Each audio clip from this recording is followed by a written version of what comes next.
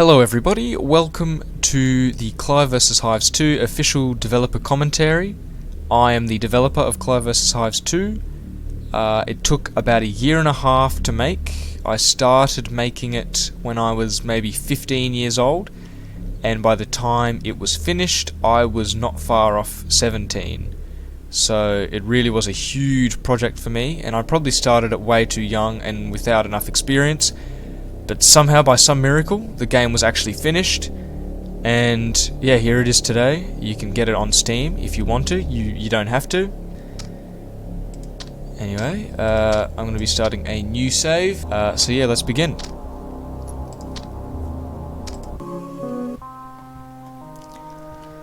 So yeah, this first chapter is basically a recap of the first game.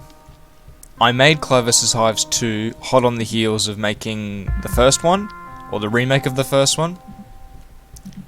So it's very similar, and I kind of had the same kind of mindset and development energy, I guess you could say, for this one.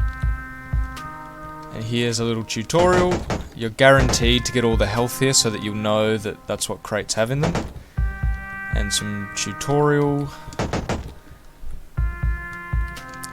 Wow, you can dash, how crazy. Now this picking up objects mechanic, I didn't even add that to the game until it was almost finished, and I kind of had to retroactively add this tutorial and a bunch of bits to earlier levels.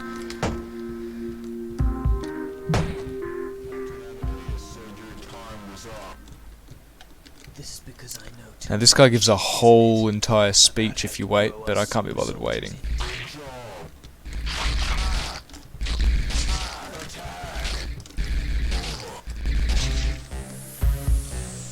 Now, it's actually completely possible to complete the game without killing a single human, and you can get like an achievement on Steam, a pacifist achievement. Ooh. I made a lot of developments in the soldier AI. The first game, the soldier AI was the best AI I'd ever made, and in this game I really tightened it up. So there's like a listening system, so if they hear you shoot or break something, they'll come to your position, which actually comes into play in a stealth segment later on in the game.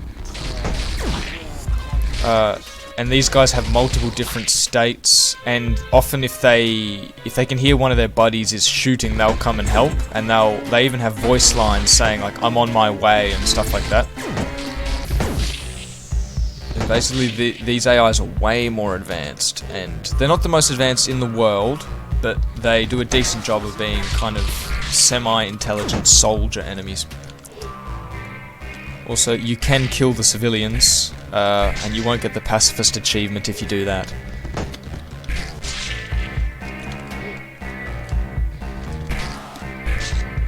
I really liked this sort of extra room here. As I was making it the level originally, I thought it was quite a cool little room. Some extra health in the crates.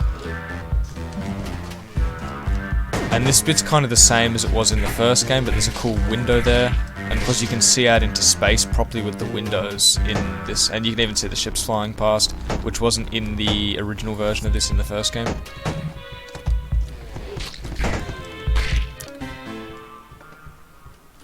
The ominous shield guards protecting. Who is it? Captain Amadeus. At last. I admire your perseverance. Now you can actually go through the airlocks and escape in the ship up there. So I might do that after oh dear. Originally the shields were actually basically useless on these guys. As soon as they started shooting, they would just have their shield off, which basically meant their shield was only really useful if they were around a corner, so basically you couldn't shoot grenades at them or anything. But now they actually keep their shield up and turn it on and off at intervals, which means they're much harder to kill. And it makes for much better human boss fights as well. Now if I very quickly run... The captain of the MAR-5 is deceased. Yeah, it doesn't really make that much sense, but the ships self-destruct when the captain's dead, so I need to get on this ship and escape. But you can also not escape and you just get like blown out of the ship. So there's multiple different ways to finish that level, which is cool. And I didn't add this section until quite late in development actually. but you can fly around in the ship and get chased by other ships. Oh, here they are. And it's not possible to win this, you will eventually die. It's just kind of a fun scene, and when you do die, it basically gives you the same result as if you didn't get in the ship, which is that you go flying away into space. Who's that? Dunno, let's take him aboard. I'm not super happy with how this whole series of cutscenes turned out. I think it's a little bit janky looking. And also, with the scale of space, it doesn't really make sense how just from drifting in one little shuttle you get to a planet which isn't in our solar system, therefore interstellar travel. But interstellar travel takes a ridiculously long time, so don't ask how that happened.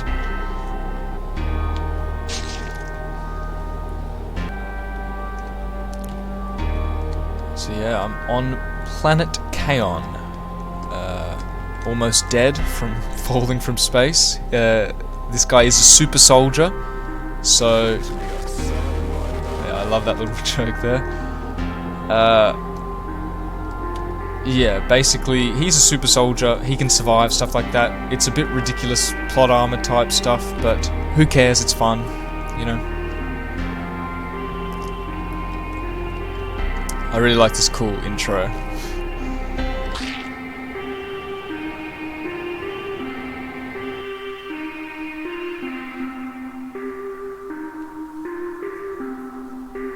There you go, Clive vs. Hives 2. Finally, I was beginning to think you wouldn't wake up. Now, here's the game's companion, Henderson Hill. By the way, and I'm a super soldier. It's a bit different from the first game. There was basically no good New Armada's NPCs, looking I pretty don't hard think, to in the find first you. one. But Can't pull a stunt like that on them without going unnoticed. in this game, we've got Henderson Hill, our slightly annoying buddy for most of the game. Now, I actually put quite a lot of work into these snow effects quite late in development as well. I made them originally, and then when I was making Chapter 8, I improved them, and I also improved the ice walls, and just the general snowy planet aesthetics I improved. And the snow like actually waves around through the air and goes in different trails, and there's different intensities and different like wind directions through the game. So later on there's like storms and stuff, and in some parts of the game it's really calm. So I think it's just a cool little addition to the environment, which makes the game feel more alive. Oh yeah, you probably missed out on the memo. Those stupid tyrants introduced nothing. Now, this is to the first time you actually get to fight aliens in the game. No idea You know, why. it's Way to Clive get versus money or Hives, something, and I you have to suppose. wait a good while You're before you see too much Hive action. being Clive But that's Cooper just the and way all. it is. I really like this sprint system where you can basically sprint through stuff. Sprinting kills in this game. I can still do the Henderson Hill voice as well. It's going to be a whole lot of fun. Can you please help me out? So yeah, this starting section of the game is quite easy, but it does get a fair bit harder towards the end. There's even a few levels which I struggle with, which probably means they won't balance super well, but it is what it is. Now, the alien AI is not as advanced as the soldier AI, but it's still much more advanced than it was in the previous game. Now, what you may have noticed is the sort of snow effects and the wind sounds stop when you go inside, which was another thing I put a lot of work into. There's still snowfall, but it stops when it hits the building. So yeah, a lot of detail went into this game, more than some of my other games have. Now, as you can tell, I'm not really going on a pacifist run this time around. I'm just gonna kill everybody because it's probably more fun. There's actually a secret boss fight if you kill one of the NPCs in the game. His son comes after you for revenge.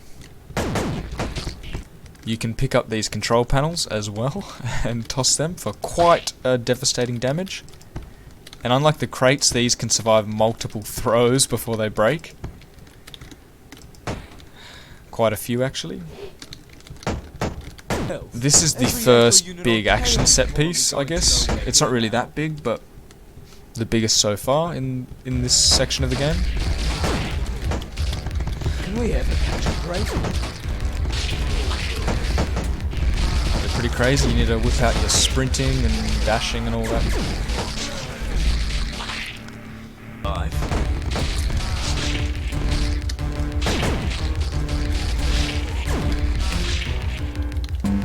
I actually changed the doors quite a few times after launch to like change the hitboxes and stuff.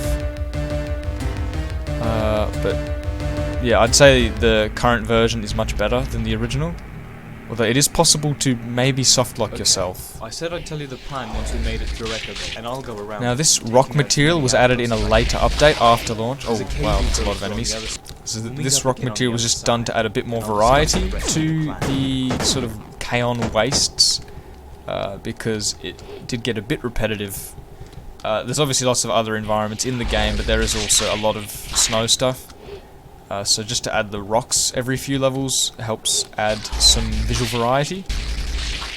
I really like this whole thing with the soldiers and aliens sort of fighting each other.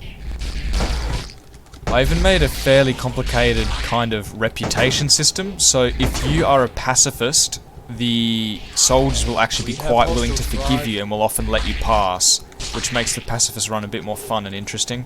If you help the soldiers fight off aliens, they might actually forgive you, but not always. I think I've killed too many for them to forgive me. So, yeah.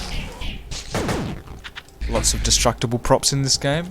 Actually, the fan was added much later. There were barely any props while I developed most of the game, and then towards the end I added heaps of new stuff and kind of went back over the old levels and added it in. So the first 5, 6, 7 chapters were actually quite rough. Still fun, but a lot rougher than they are now, until I went back and fixed it all. I had a lot of fun making all these Kaon levels with all the different sort of snowy bases and soldiers around every corner. Now this level is a cool one. You can kind of go either way, so it's a multiple routes, multiple choice kind of thing. Oh dear, I'm sure you've seen your fair share of the Eyes of the Hive. This can only mean one thing. Now these are the main objective from the first just given game. enough, it's a perfect opportunity to fester. And their eyes turn orange to show that they're about to spawn an enemy, and that was added post-launch, because it was actually quite hard to tell when these things were going to spawn something. And you see, when you kill them, the walls open. Because this one, you have to go both routes, I'll have to go the other way as well.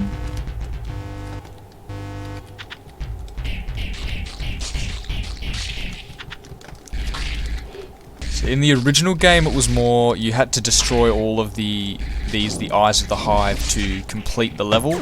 But in this game, I made it so that you have to kill them to break down certain walls, almost like a puzzle kind of mechanic. And so different groups of Eyes of the Hive open different walls, and some of the levels actually get quite complex and maze-like with all the different ones you need to destroy to get through different passages. So it was a fun kind of mechanic to use when designing levels, especially later on, because some of the alien stuff gets crazy, especially Chapter 6. I have a feeling if you go up here, an extra enemy spawns. Yeah. I still remember the layout of a lot of these levels, even years later. It stays with you. Whoa, that's a big one. Clive vs. Hives 2 has well over 100 levels, and they are short levels, but they were not short to make. So, yeah, it was a lot of work, and that's why the game took a year and a half.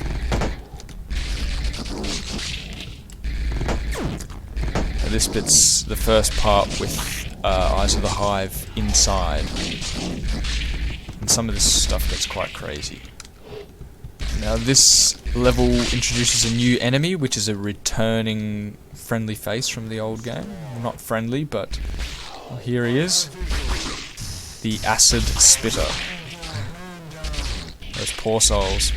I added a ragdoll system for the enemies, because originally they just sort of flopped over with a dead sprite, and now they actually flop around and their limbs bounce off of walls and things like that, which is quite cool. Oh no! Yeah, you basically can't save those guys. poor control desk operators. And this is a big fight, and the first time you get to fight the Spitter. Now this song that's playing is the boss theme from the alien boss in the first game. So there are a few returning songs and also a bunch of new ones. Get over here. This was the longest soundtrack I've ever composed for a game. It comes in at about 39 minutes of soundtrack, but the game's longer than that. I really love some of these early human and alien fighting scenes. Really cool. Get over here. The first game didn't have any kind of factions or NPC interaction, so it was either you were fighting humans or you were fighting aliens, but they never fought each other. Here, it's a free-for-all. We have hostiles, Clive. I gotta say, I'm a little rusty at this game. I haven't played it in quite a while. Oh wow. Here we have another shield enemy. That's the pistol enemy, which I think that's the first time it appears. And all the different enemies have different stripes on their body to differentiate them, or all the harder ones anyway.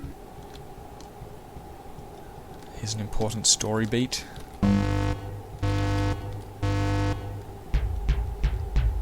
Congratulations, Clive. You made it to checkpoint Beta. I'll see you on the other side of that cave. We'll be separated for a long time. Hang in there, buddy.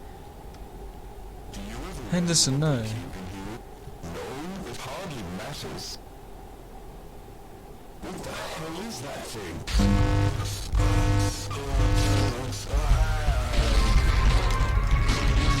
So yeah, this enemy turns them into zombies. Very much inspired by the head crabs from Half-Life. And they've even got the same kind of zombie chest cavity. But yeah, so obviously this place is not just a checkpoint, they're keeping something here. Mistaken identity. Checkpoint Beta. It seems this isn't just a checkpoint through a cave, this is a secret hive. This song was inspired by the conveyor belt sequence song in Portal 2. This is the new enemy, the Alien Brood. When you burst the sack, it spawns a bunch of little worms, and if you get killed by them, you will also turn into a zombie, which you get an achievement for on Steam. Now there's a whole factory sequence, and it shows all this development of stuff, which I put a lot of work into, and I'm really happy with how that turned out.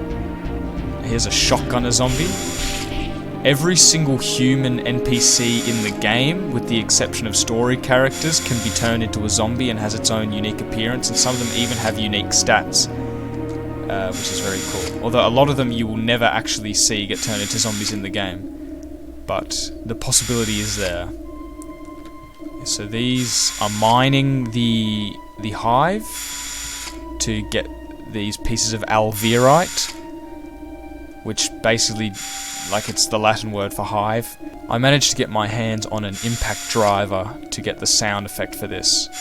There's a few sine waves and Audacity trickery with basically a power drill sound, which I recorded myself. Now, the hive looks pretty similar to how it did in the first game, but the art has been touched up a bit. The tiles look a bit better, the skull and bone fragments look much better.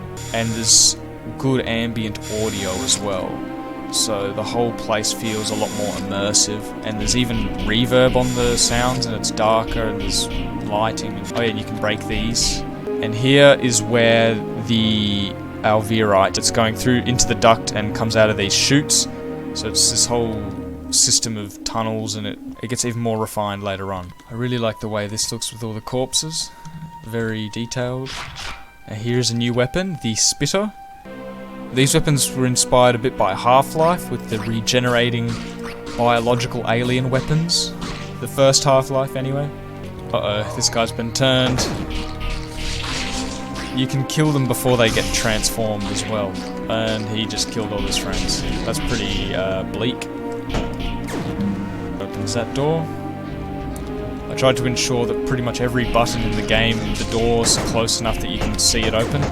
So I hate those games where you press a button and then you don't even know what door it opened and you just look for ages. Not my kind of thing. Now here there's coming out of the chutes again, I believe. Or actually no, they're not because I broke them, that's right. It actually stops that particular chain if you break the machines. Now these ones haven't been broken. Now it's being melted down. Now I don't really know what material properties this stuff has. It's just sci-fi, it's made up. I don't know how this works, but somehow this hive material can be melted down like it's metal or something. It goes into the chutes to be transported elsewhere. Here's a cool little obstacle course of sorts. Oh dear, zombie. Now here's the molten stuff. And it's being shaped by these crushers. It's all a big factory. So they've planted a hive here basically to make a factory. Well, this is some pretty serious foreshadowing for later on, so you'll just have to wait and see.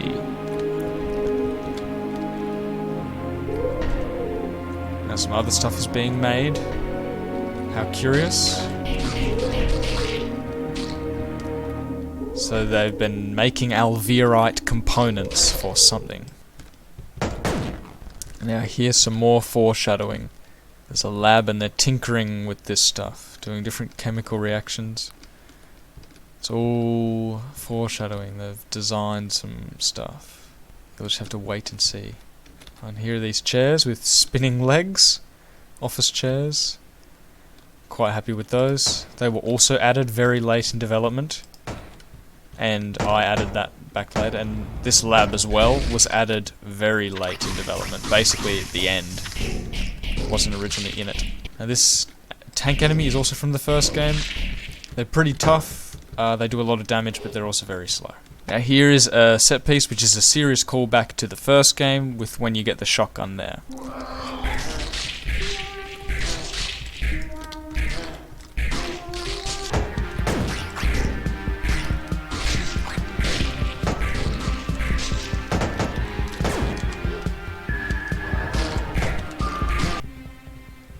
Oh, why are there so many bones?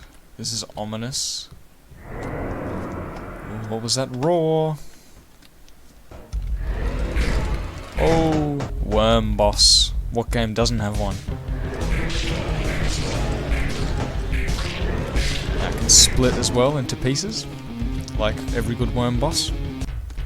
Clive Cooper, I've been looking everywhere for you. Hey Anderson. Blame all of this on me. I had no clue Checkpoint Beta was the Nuffet Hive. Anyway, I took out loads of outposts and I know where we're going next. Chapter 4. So we've made it past Checkpoint Beta, now we're at Checkpoint Delta. I'd say that each chapter early on, the first few chapters, took about a month to make. And that was basically at a full sprint development, pretty much every single day working on it for hours. If only I could get that much motivation for games now. Basically the objective here is to destroy that radio tower. Because that is how they keep contact with all the ships above the surface and with all their interstellar friends, I guess. Oh, snap, destroyed it. So now they can't communicate with the other ships in theory. So there's no backup, which means we can basically continue our reign of terror and destroy every facility we come into contact with and kill everyone inside. A very moral mission, I suppose. This is where it really gets crazy. I decided when I was planning out the game that I wanted to have some kind of Half-Life 2 style vehicle sequence. So, yeah, here you go. I spent probably, at least a week or two just making the car work. It was quite a lot of work to do. This is kind of hover car, so you can move in all four directions, W, A, S and D. It sort of rotates to where you're aiming and shoots based on the double guns. And you get to fight other cars, which is kind of cool. And you can even get in the back seat of an enemy car and shoot the driver from the back and then basically take over the car. Although you do have to get back out and get in again to get into the driver's seat. Yeah, every single human NPC, except the civilians, is capable of getting in a car and driving it.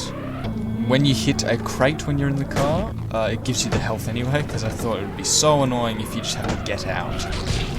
These things in the back of the car are meant to be pistols, like the one Henderson's holding there. Now, similar to Half-Life 2, you have to get out of the car to open gates and stuff like that, just to keep it a bit more varied. Now with these things, you can actually lead them around this way and make them turn these guys into zombies, which I had no idea you could even do until I replayed this months later. Which is an interesting strategy. Can't remember which car was mine. It might have been this one.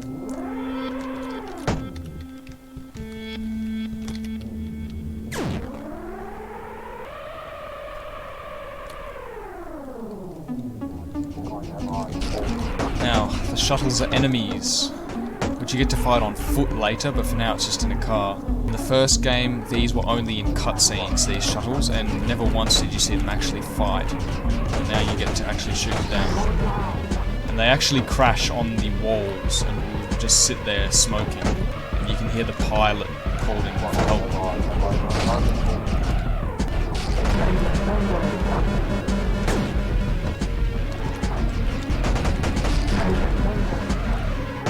There was actually originally going to be a fourth faction of enemies, which would have been native Kaon wildlife. The aliens that you fight in all the snowy wastes are imported from another planet. But originally I was going to have Kaon native wildlife, and I cancelled that because it was too much extra work. But yeah, so there was originally going to be all these sort of woolly snow animals with blue blood. But I cut that because it was just too much work to do and not the most essential feature ever. There was going to be little rat things that wandered around, and there were going to be these sort of yak oxen type creatures that you could kill and would move around in herds. And I was also going to have a giant yeti monster that was going to charge at you. But sadly all of those were cut, so it would have been cool to see that. If I ever make Clive vs. Hives 3, I do plan to have some manner of native wildlife to the planet as well as the evil aliens. Oh dear, getting boxed in. We have hostiles, Clive.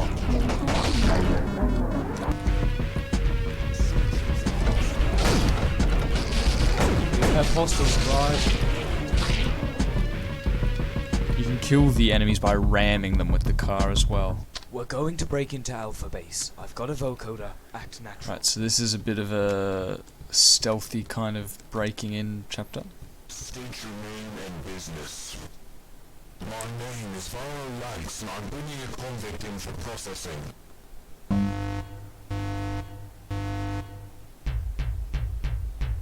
So this place is a prison for super soldiers like me. Could Samuel Smith please come to Warden Evans' office for mental recorrection? Sounds like torture to me. You'll see the torture chair later. So yeah, this is the new armada, which basically ferried everybody off of Earth after nuclear war decimated it. And so it's basically been a space empire ever since then. I guess I kind of predicted it wrong because it's already 2024 and there was no nuclear war and no mass exodus via space. So yeah, whoops. We want to get out of here alive and act like a prisoner transport. I'll need a better disguise. This poor man we're gonna kill in the changing room. Well, I've put on some cuffs so now I can't do anything, and I've lost all my weapons, so I'll have to get those back later. And Henderson's got his soldier garb, which is off that poor man we killed.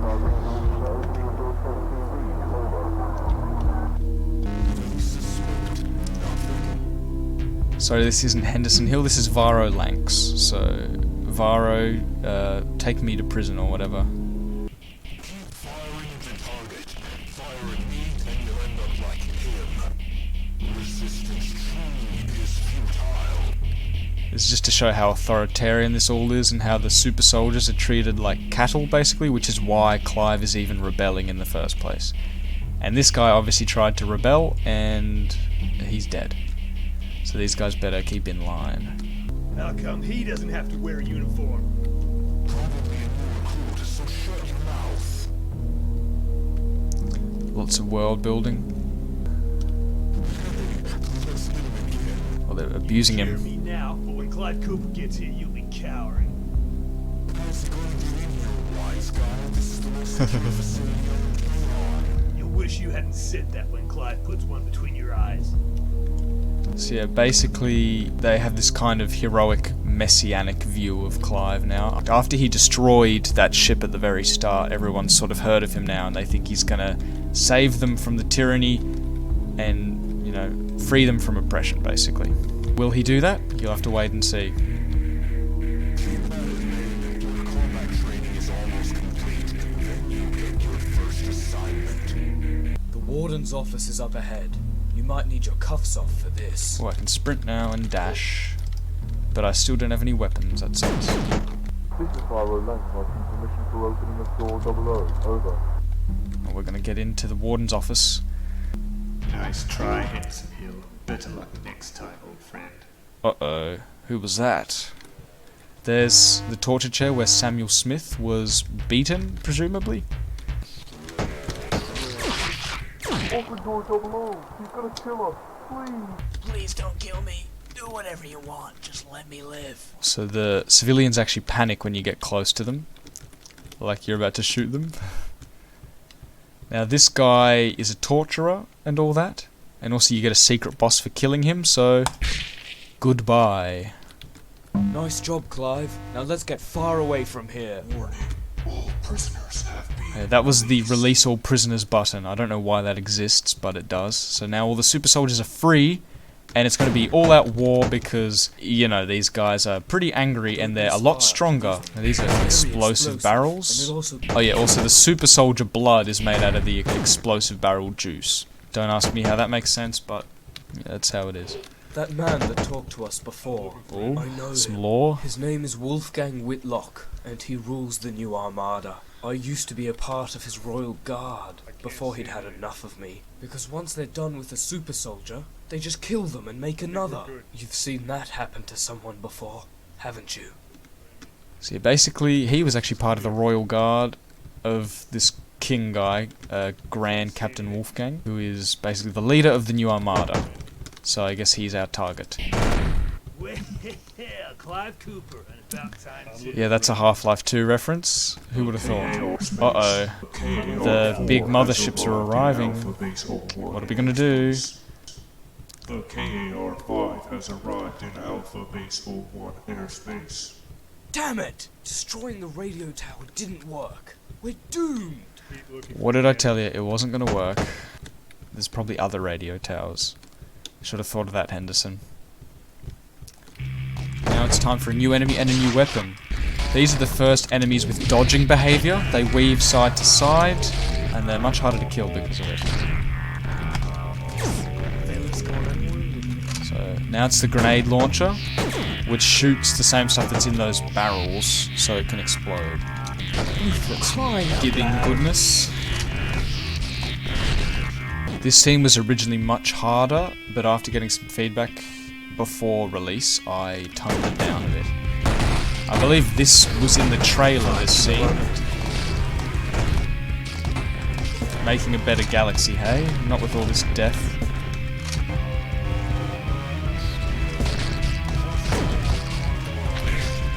Feel very good.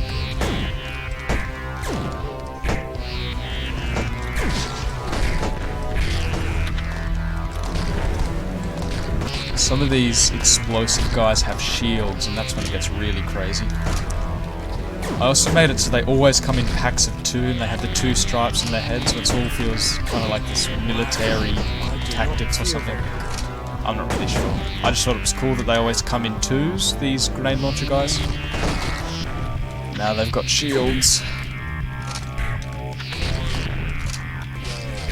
Originally, I'd planned it so that when you freed all the prisoners, you would go in a big rush with them all, and they would be unarmed, and you would basically rush outside with them as they were beating people up and killing them. It was sort of like a big prison riot.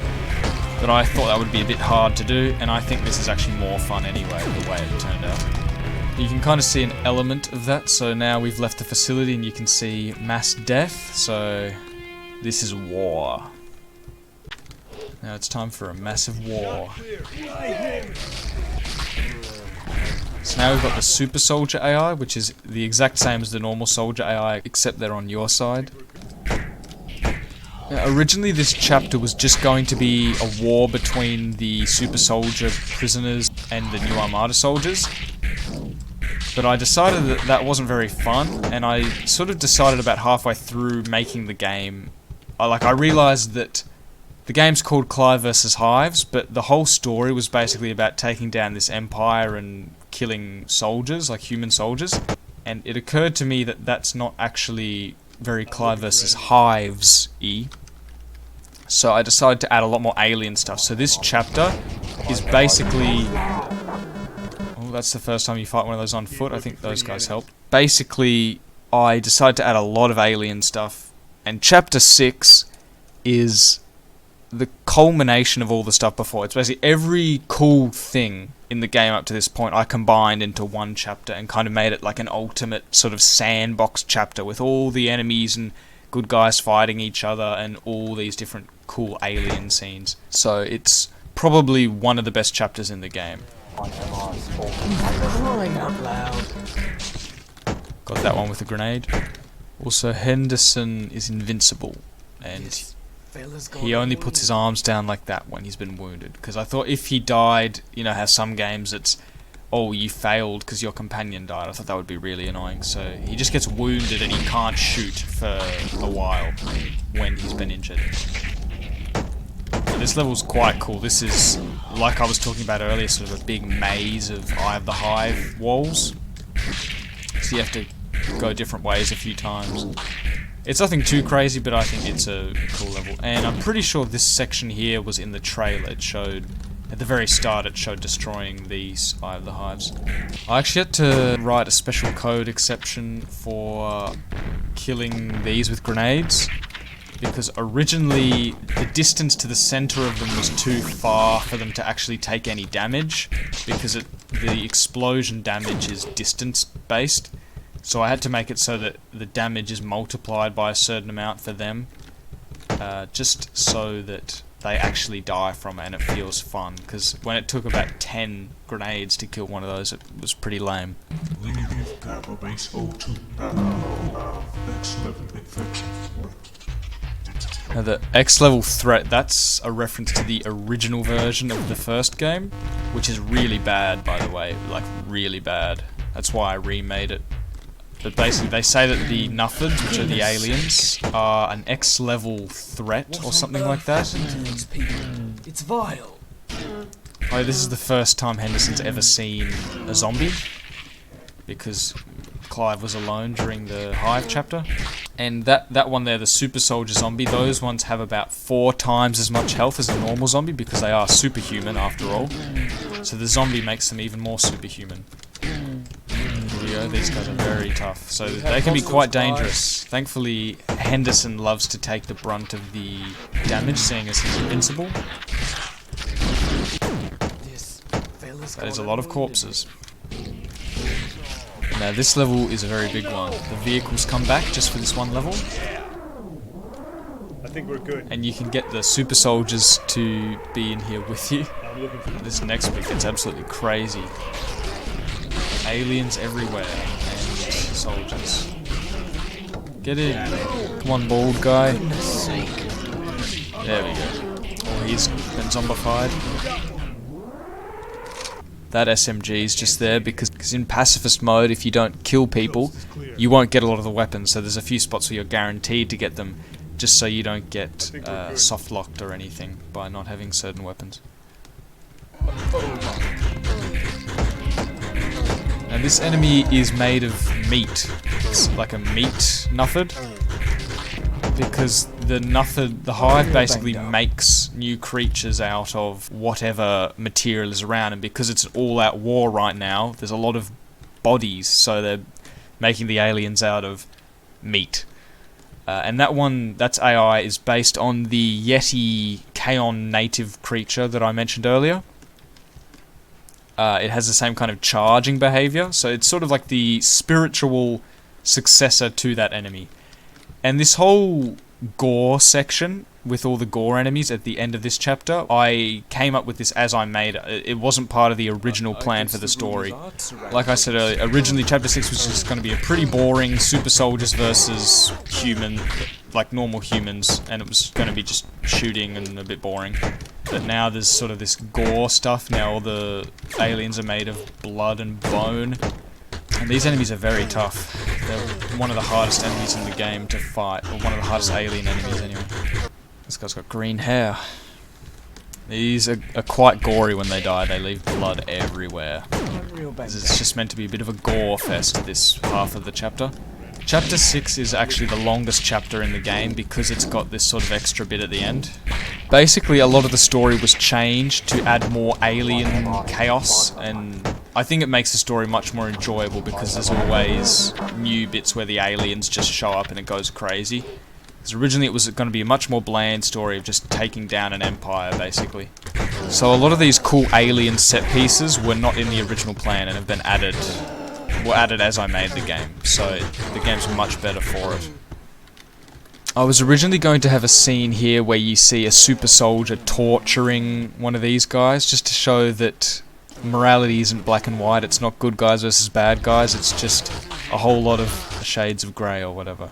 I basically was too lazy to add a whole cutscene just to show something which you kind of get a feel of anyway, that isn't that important to the story. Well, we're not getting we can't go any further. I guess that means we have to go into the tunnels. I'll try to find a way around the gate and you can go through the maintenance tunnels. See you on the other side. What does that say? Don't go into the tunnels. I'm sure it'll be fine. Rightio, we're in the tunnels. That says leave. I'm sure it'll be fine. Go back? Nah. Don't run? Okay, then I'll just walk. Don't make noise? Thank you for the tip. It won't die. Whoa. There was some creature there. Now this is one of the stealth sections I mentioned earlier on, which is why all the navigation and sound system was even added, was for this scene. Now this creature here is made of meat and bone, and it can hear pretty much everything you do, so you have to be very quiet. And actually the moving these crates and throwing them was not added until after this, but it actually makes this a bit easier, because instead of having to break crates, you can just slowly move them strategically instead of running through them. So you can just kind of slowly move them out of the way so he doesn't hear you. Uh-oh. That guy's just ruined my plans. Oh dear. Oh.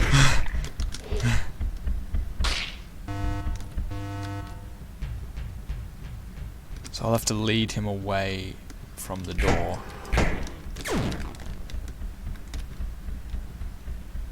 So now I should be able to get through up here. Bam! Got away. But there's more of them. Now this stealth segment was obviously inspired by Jeff from Half-Life Alyx with the whole it can only hear, it can't see you. Oh dear. Oh dear. Got through that door as well. You basically can't heal for this whole section because if you break any crates, it'll hear you. Oh man. So this whole gore sequence was originally not even going to be in the game, this maintenance tunnel. I added this like as I was making the chapter, and I'm so glad I did, because this is one of my favourite bits in the game.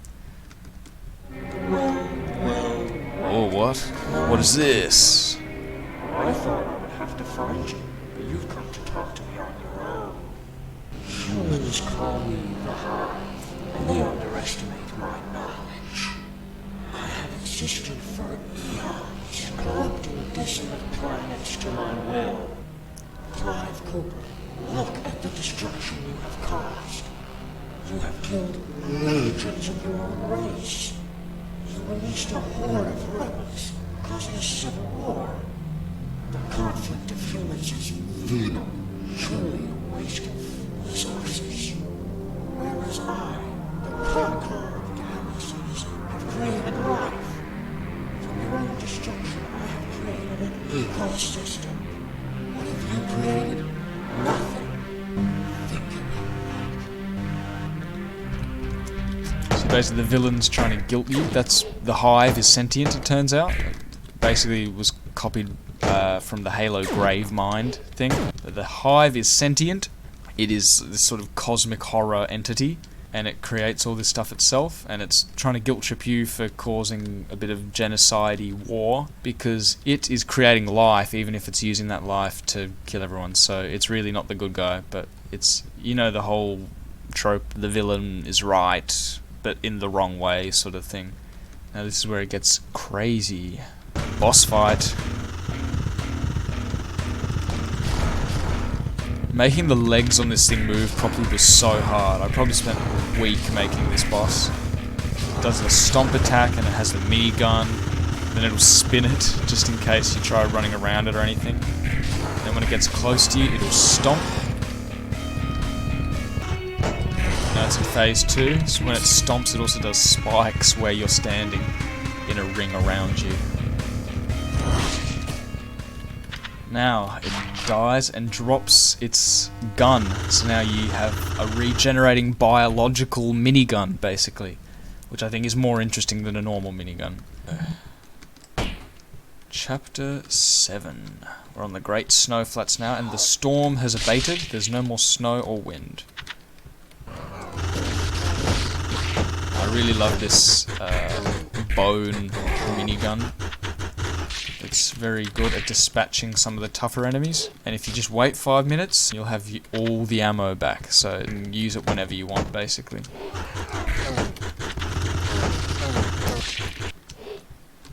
Wow. If it isn't the one and only Who's this guy? Clive Cooper, you probably don't even know me. But mark my words, you will. My name is Kyle Evans. You killed my father. Princess Bride reference. To die. And that bit's timed with the music, which just sounds awesome. So this is the son of the warden from the super soldier prison that I decided to kill, just so I could show you all this boss fight. Do it myself. I'm gonna cut you to pieces. Yeah, just a sort of fun little extra scene if you are a murderer, basically, and you just kill everybody. It's Henderson! Oh, finally. A friendly face. I'm not even going to ask what you've been up to. Killing people's fathers. That's what. And killing their I found an abandoned sons. shuttle up ahead. We'll use it to board the nearest bottle ship and take the captain hostage. Right, yeah, so we're going to basically hijack a ship. Oh, I just got an achievement. Kill 50 of those guys. Achievements were also added late. That was probably like a year or two after the game came out. I added achievements because I didn't know how to do it when I first made the game, but then I found out later. Clive's quest doesn't seem particularly moral. Hijack a ship, kill a bunch of people, blow up spaceships, and yeah, just wholesome stuff. Lots of murder and death. But you can do a pacifist run where you don't kill a single soul, and then you can feel better about yourself. Chaos Analysis and Reconnaissance 3. Radio, time to, you know, commit terrible crimes.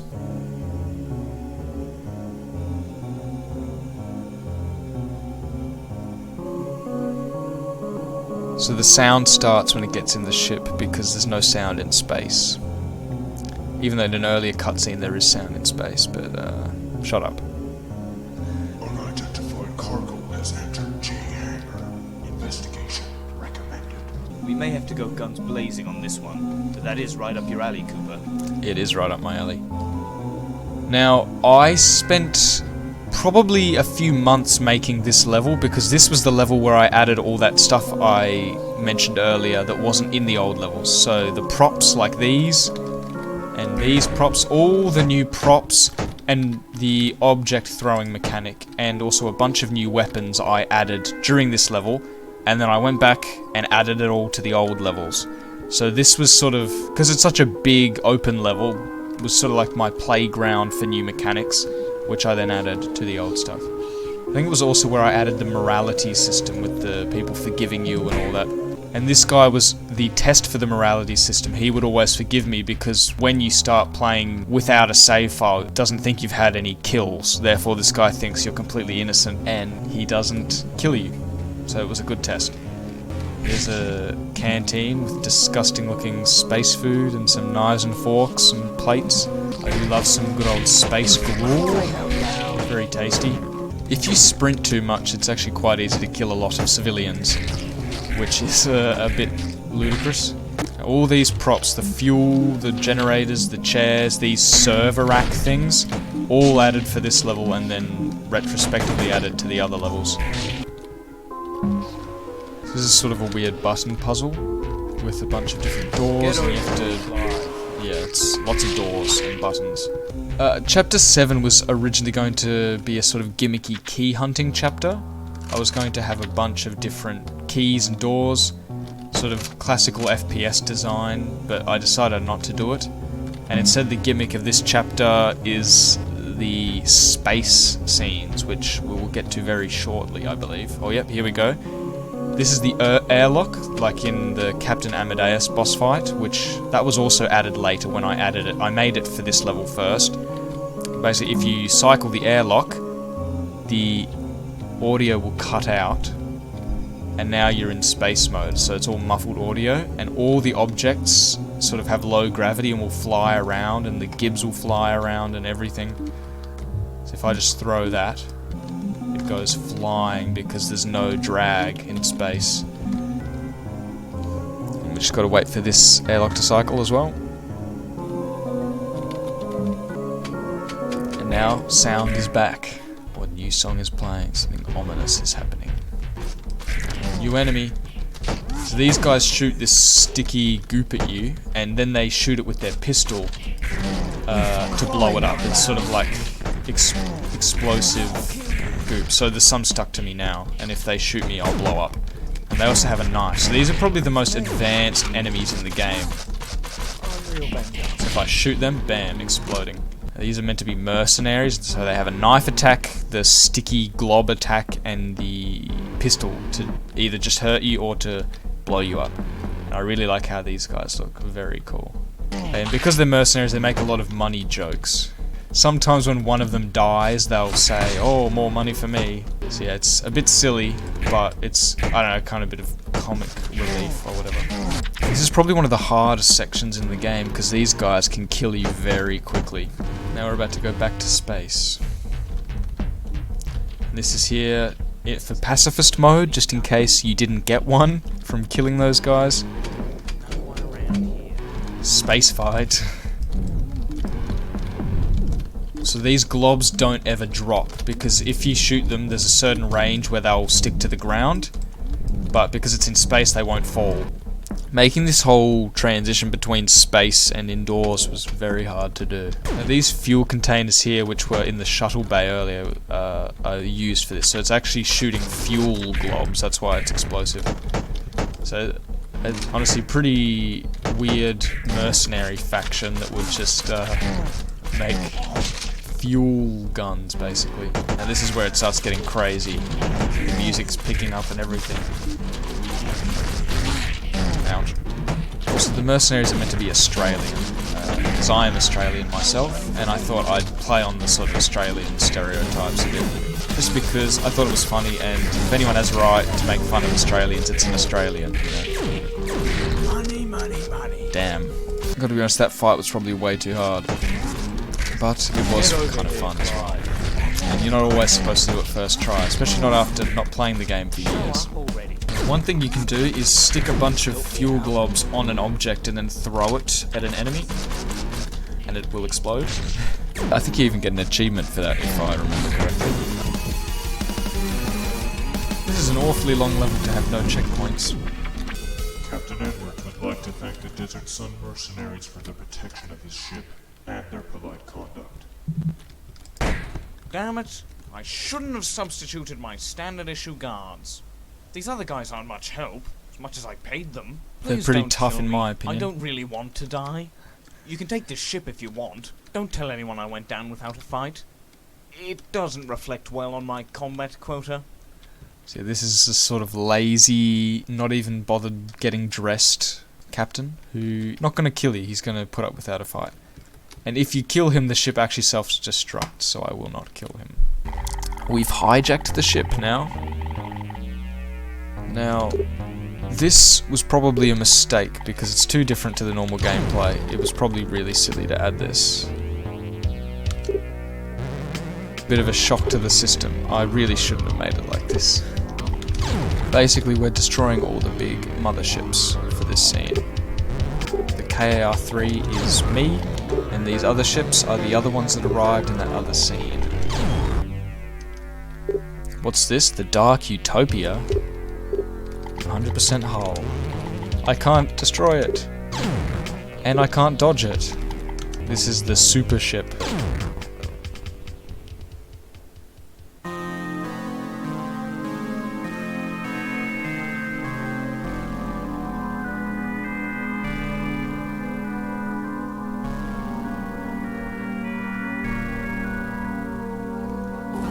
The ship has crashed down. What hit us? I've only seen one thing do damage like that before. So yeah, this is the wreckage of the ship, which took a very long time to draw. Yeah, we crashed it. The Dark Utopia, Grand Captain Wolfgang's ship, has destroyed this, which sucks. Damn him. Now this is the maximum level of storm intensity with the wind and the snow. And it's also a thunderstorm, which is all cool. I really enjoy doing the weather effects. And these ice walls and the snow effects were improved for this level, because I thought it didn't look cool enough, so I improved it. It feels very cozy in here. I really like the aesthetics of this chapter. There's a bunch of corpses in this abandoned facility. I think chapter 8 and 9 are probably the best. That's when I really put in a lot of work, and by then I was also a lot more skilled. So I kind of knew what I was doing and I was used to it. Now here we have another stealth section with the alien devourer from chapter 6. Oh dear. Now I believe that's an alien mercenary. That's the only one in the entire game. Just because I made it, and I made the transformation, I made the art for it, and I thought it was a crime that they weren't actually in the game. This is his lair. Pretty gruesome. Oh no, sorry, there is one other zombie mercenary in the game. There you go. New enemy, this is called the Thunderbug. It shoots lightning. This was not in the original plan, I just decided to add it because I thought, you know, why not add a couple more enemies? It'll be cool. I think it's the only flying enemy other than the shuttle. And the pitch of its buzz sound changes depending on how fast it's moving. Now this level is crazy. This is the biggest Devourer stealth level in the game. It is absolutely enormous. Like all the other ones are really small. This one's huge. And these thunderbugs, every time they shoot at you, the Devourer hears it. So it'll come chasing you basically. I have a feeling it's this way. No, it's not. It's not that way. Or is it? Oh dear, dead end. Almost there. Oh crap, I went the wrong way.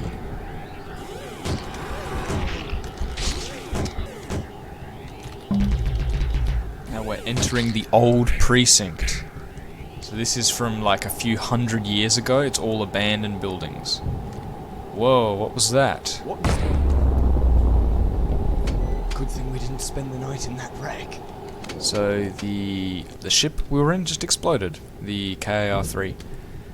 And this is the old New Armada buildings from 2756. This game's set in 3013, so that's quite a long time ago.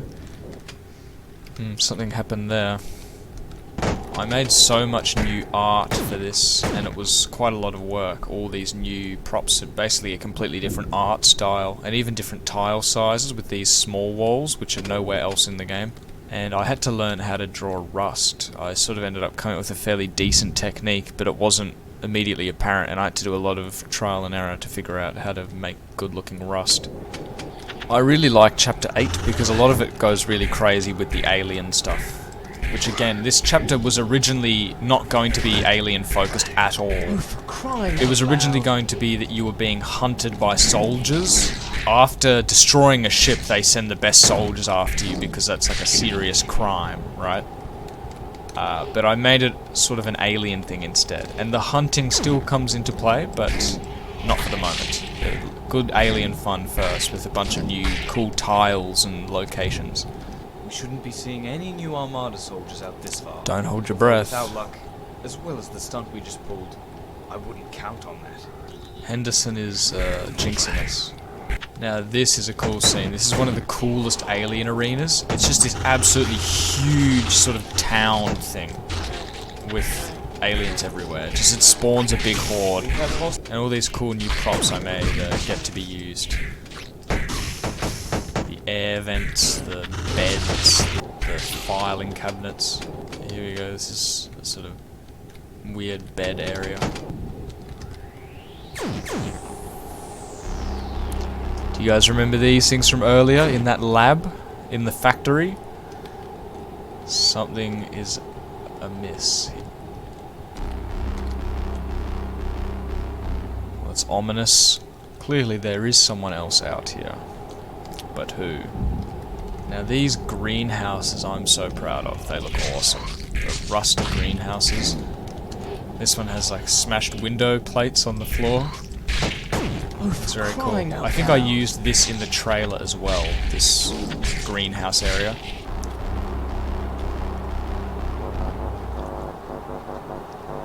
Now, this little radio component, you can see it's made of alveolite. It's the same color as the stuff from the factory. And it is actual Morse code. It's saying SOS Horde, like an alien horde. That's just a little detail there. That is a lot of aliens. Wow. Oh, snap. That's what they were making in the factory. Robots. And now I get to use their cool pistols, which just shoot single shot, or you can hold down to a burst. And that was copied from RoboCop in Broforce, actually. Now the way these robots work is they actually have an armor system, and you have to break their armor before you can damage them. You can't see that, but you can hear it. They make these weird metallic noises when they've still got armor. But the alveolite weapons pierce armor, so they kill them way quicker, even if it does less damage than another weapon.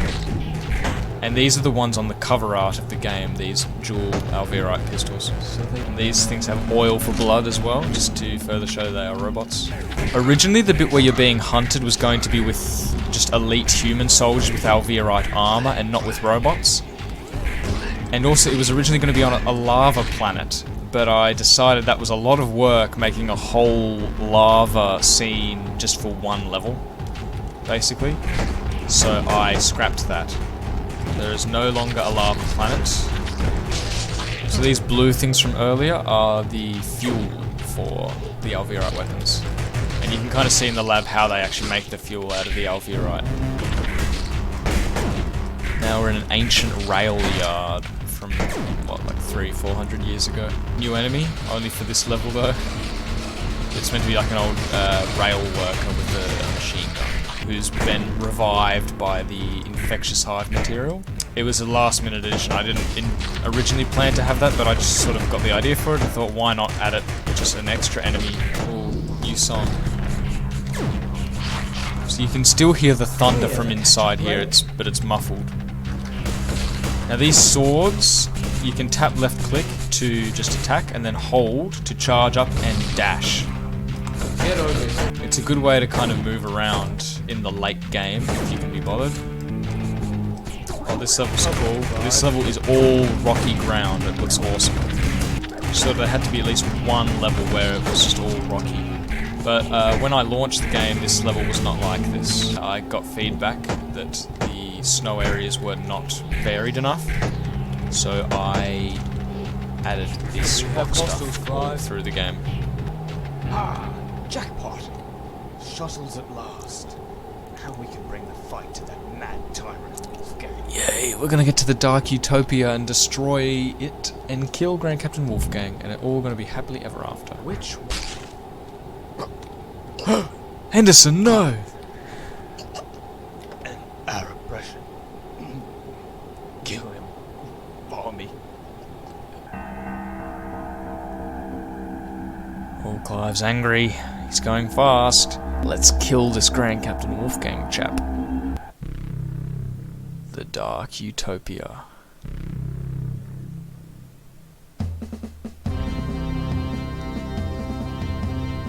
I put a lot of work into this cool scene. The sort of royal music and the big mothership.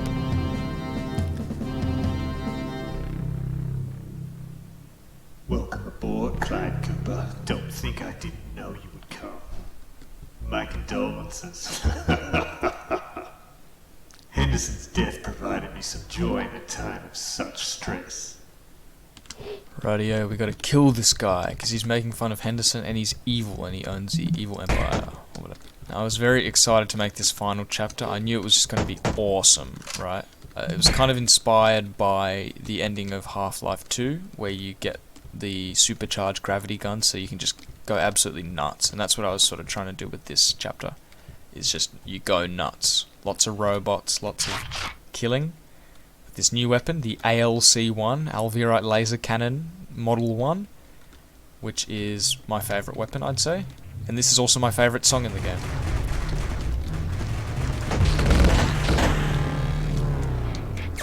Put so much work into this gun to make it really feel punchy. This final chapter is largely unchanged from the original idea. The only difference is that these guys are robots now, which was more a change to chapter 8 than it was to chapter 9. And also I added some more stuff to the end of the chapter, but you'll just have to wait to see that. And those guys with the laser cannon can one-shot you, so you have to be very careful around them. And look, they've murdered these super soldiers. Just to show how evil they are, you know, in case you already didn't get the memo that these guys are the baddies, and you shouldn't feel bad about killing them, I guess. This map's kind of a V shape, which I thought was cool at the time I made it.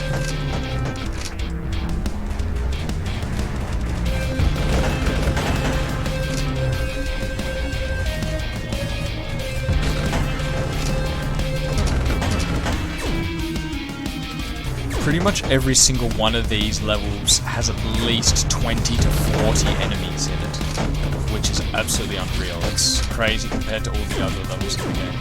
And these are hard enemies too. If you didn't have this laser gun, this section of the game I suspect would be nearly impossible. So you fancy yourself the bane of my empire? Well, it's the man himself. First, I would like to see you get through this glass, or those doors. Perhaps you are not so strong after all. Now I end this child's play. Deltas, converge on the insurgent. Deltas, kill the fool that stands before me. And I thought that machines would be more...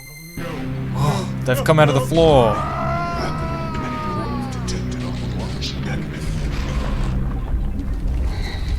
There's a hole in the floor. The Hive has gotten into the lowest deck. Now this is a change from the original story. In the original, Wolfgang was going to escape and that was going to be the end. Or you were going to kill him and that was going to be the end. But now he gets turned into a zombie and the Hive gets on the lowest deck. Oh, here we go.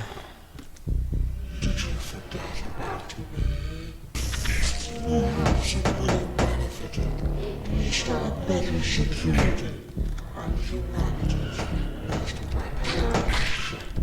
This is the most powerful ship. It is now under the control of the Hive. Remember that gun from earlier that felled the other ships, so it's not going to be good. Now the reason I added this section to the end instead of just having a clean killing Captain Wolf game was because I thought it would be nice to have a Clive vs Hives game end in a massive fight with the Hive instead of, you know, something completely irrelevant to the aliens, basically.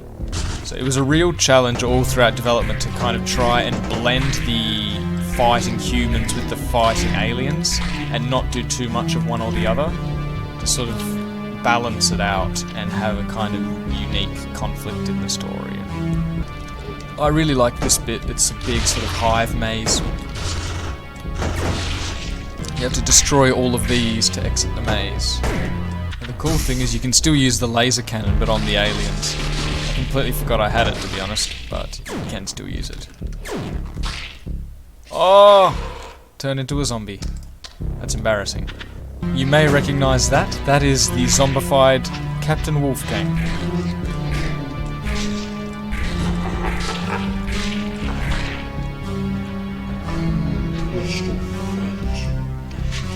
It's a very cruel twist of fate for that tyrant. You actually get an achievement for killing him. I believe it's called Ironic Finality. Oh wow, that is a lot of zombies. I really had a lot of fun making this last section of Chapter 9, and I just think overall it ends up turning it into probably the best chapter in the game. I think all these extra alien sections I added, which weren't in the original plan, just made the game so much better. Your journey ends here, Cooper. You have met a dead end. This is the power core. Humanity's last hope dies here and now. I can destroy the power core, and we can destroy the ship, which is a serious waste of, you know, taxpayer money, but, you know, the Hive is going to use it to, like, kill everybody, so we should probably get rid of the ship.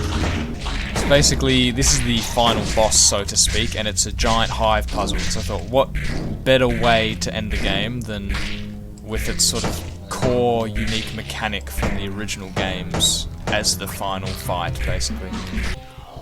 Now, this final boss theme actually has all of the different Chapter 9 themes, plus the Clive vs Hives theme, all sort of mashed up into one song. Because I love to have the game's main theme as a final boss. It just feels so conclusive.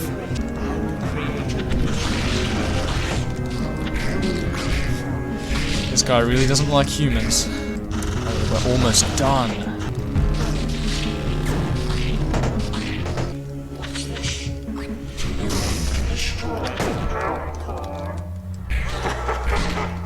Time to destroy the ship.